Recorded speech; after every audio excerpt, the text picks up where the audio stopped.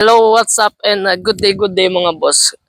Ngayon, medyo natagalan tayo bago nakapag-upload ulit dito sa channel natin, sa ating YouTube channel. Kasi nga medyo na-busy tayo sa pag-affiliate and then maganda rin naman yung naging pasok ng taon sa atin. Tapos, ngayon, meron lang akong nabago sa setup ng solar panels ko. Pero ganun pa rin naman yung mga solar panel na gamit ko. Naiba lang yung setup and then yung wirings nung isa ko, nakaraan, kasi sa TikTok ko siya in-upload eh. Parallel connection lang din naman siya pero dinugtong-dugtong ko lang yung bawat solar panel. Itong maliliit na to na tigpo 40 watts.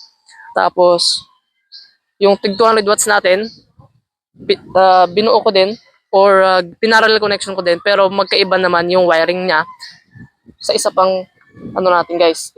Dalawang setup siya dito na naka-parallel connection.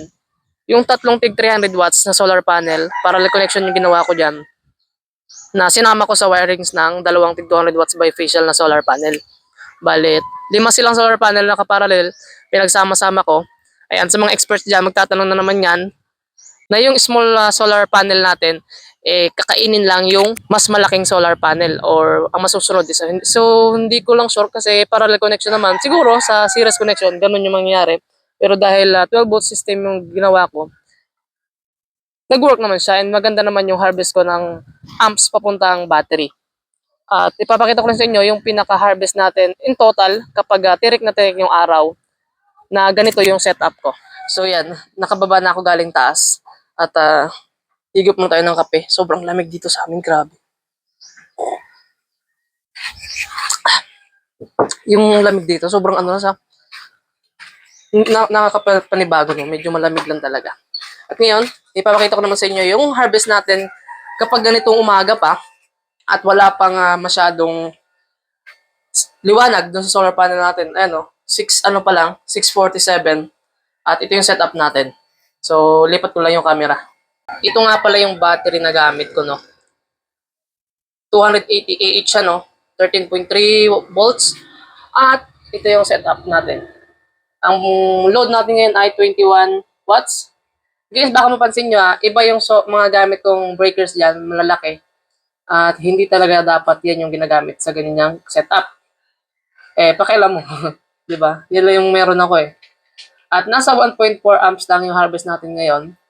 At mamaya, update ko rin kayo kapag tanghali na o medyo tirik na yung araw.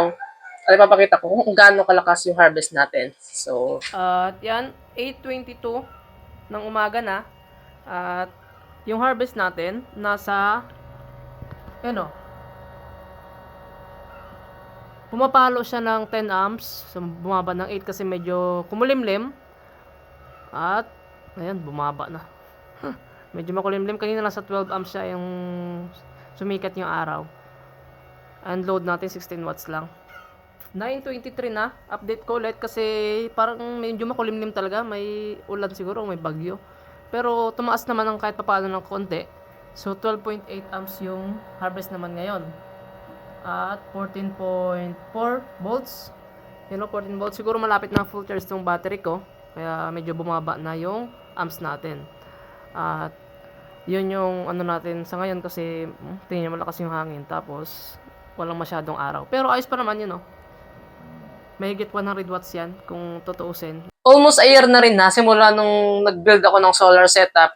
Kasi nga parang sa tingin ko walang pag-asa na magkaroon ng kuryente itong bahay namin. Although mayroon na ring instalasyon, wala lang siyang mga breakers, pero may abang siya ng mga receptacle.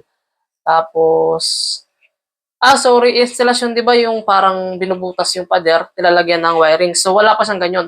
Sa taas lang yung meron, yung parang hose na lagayan ng wire sa mga receptacle, siguro ganyan. Yung installation pala is yung parang tinitik-tik yung pader, tama ba? Correct me if I'm wrong. Pero yun nga, bale, simple lang yung wirings ko dito. Ang ginawa ko lang, yung mga importante lang doon is extension.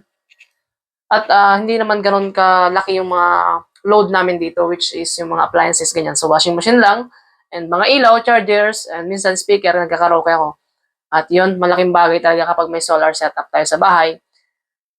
Magpapagastos tayo sa una kasi nga kailangan talaga ng mga equipment or materials at yung mga kailangan, ang pangunahing kailangan kapag solar setup like battery, mga ganyan, breakers, solar panels, etc. etc. etc. Pero, Magagamit nyo siya ng pangmatagalan. Kung yung mga battery naman natin is LiPo4 kasi maganda talaga yung quality ng LiPo4. Nag-try din ako ng lead acid dati pero hindi siya totally gamit na gamit kasi nga minsan lang parang kapag dinedemo ko lang at nag-focus talaga ako sa LiPo4 kasi nga quality. At yun, sinayang ko na naman yung ano mo, ilang oras ba to? Ilang minutes? Nasa 4 or 3 minutes. Sorry kung sinayang ko yung 5 minutes or 4 minutes ng buhay mo. Ayan, para lang panoorin tong ano. Kung umabot ka dito, salamat na rin sa panonood. So, update lang naman to dito guys sa buhay solar ko. At thanks for watching guys ha. Kung ano, gusto mo makatulong, pwede ka mag-subscribe and kahit wag na kung gusto mo. Yun lang po. God bless at keep safe po tayo palagi.